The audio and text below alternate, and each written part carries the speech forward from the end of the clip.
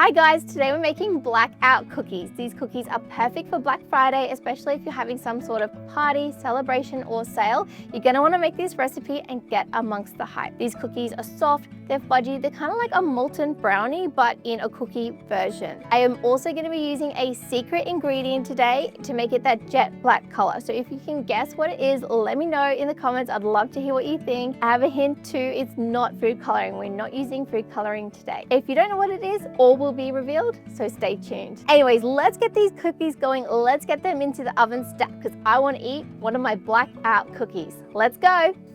For the ingredients, I will leave all of them in the description box for you with the exact quantities, so don't worry, you can refer back to it if you need.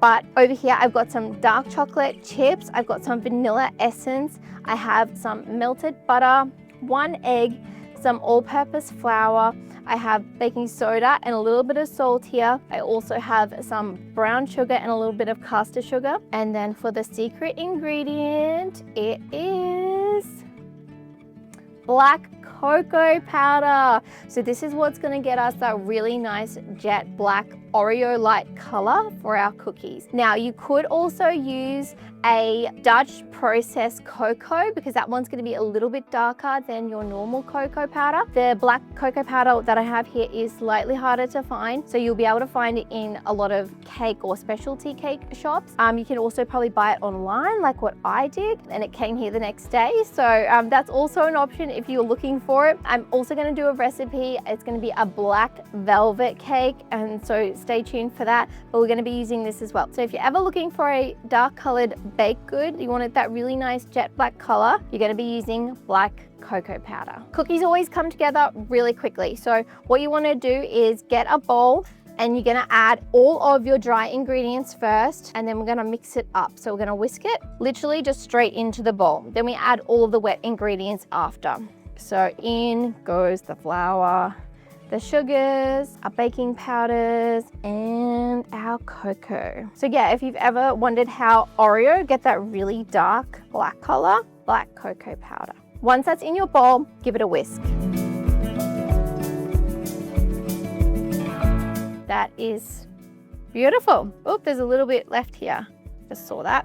Add that in. In goes the wet ingredients. Butter, egg,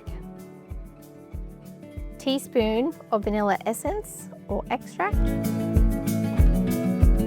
Perfect. So I'm going to combine this just with a wooden spoon here.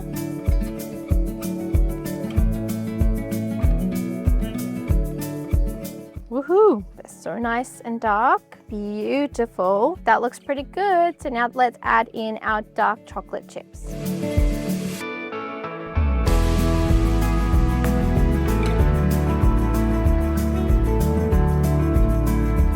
So good. So now that that is all combined, I'll show you here. That's our cookie dough. You are going to want to preheat your oven. So I have been doing that actually. So 350 degrees Fahrenheit or 180 degrees Celsius. And you are also going to want to get a couple of baking trays and line them with some parchment paper or baking paper, like this.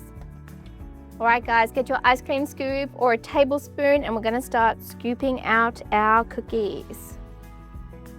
You can make them whatever size you like. Don't forget to give them space to grow.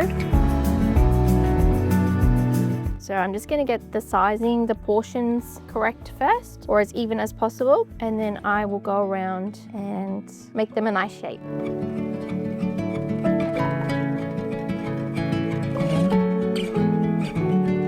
Awesome. You can refrigerate this or you can freeze it as well if you don't want to use it all at once. I'm going to freeze that. I'm just going to put it in some cling wrap it up in a roll and freeze it. So for our cookies here, you can use your hands if you like. I am going to flatten them slightly just so that they're not too cakey.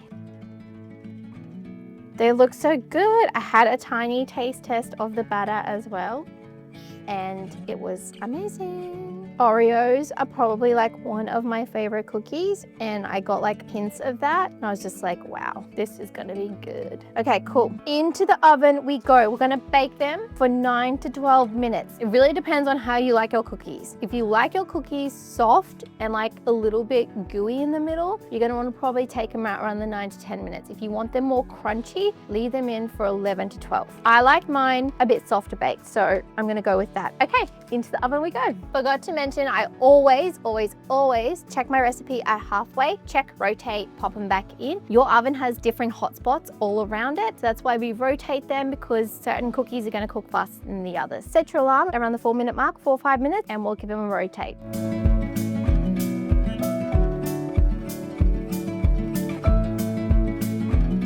Like a little sausage filled with blackout cookies. Okay guys, so I have taken my cookies out of the oven at the 10-minute mark, and they are currently resting, so they are just how I like it. They're nice and soft in the center. They're a little bit crispy around the outside. And you want to leave them on the tray. If you want to try and pick them up now, they would just crumble, so don't do it. Try and wait a little while until the base sets, because they're going to continue to cook on that tray. That's why it's okay if you take them out a little bit underbaked, because they will continue to cook that little bit extra. Just on the dough, if you do have time on your side, you can always chill or freeze your dough and then bring it out later. Anyways, I have my cookies over there. I can smell them.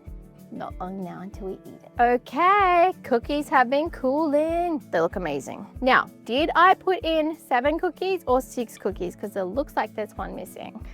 If a cookie does go missing off your tray, there will be signs.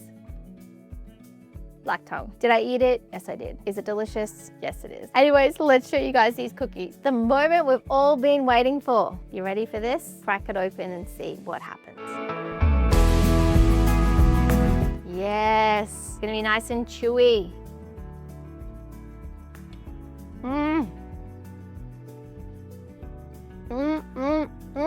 This is a good cookie. Just have to have a second bite, make sure I get the flavor profile right. Honestly, sensational. The black cocoa is soft and mellow. It's super smooth, like ultra smooth. It's a little bit Oreo-like, and then you get little pops of the dark chocolate. Subway / molten lava cookie. That's what these blackout cookies taste like.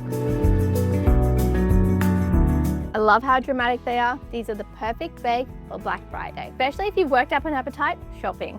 Thanks so much for joining me in the kitchen today, guys. I hope that you love this recipe. Please make them this Black Friday. You will not regret it. Make sure you give me a like, subscribe, and I'll see you again soon. Bye.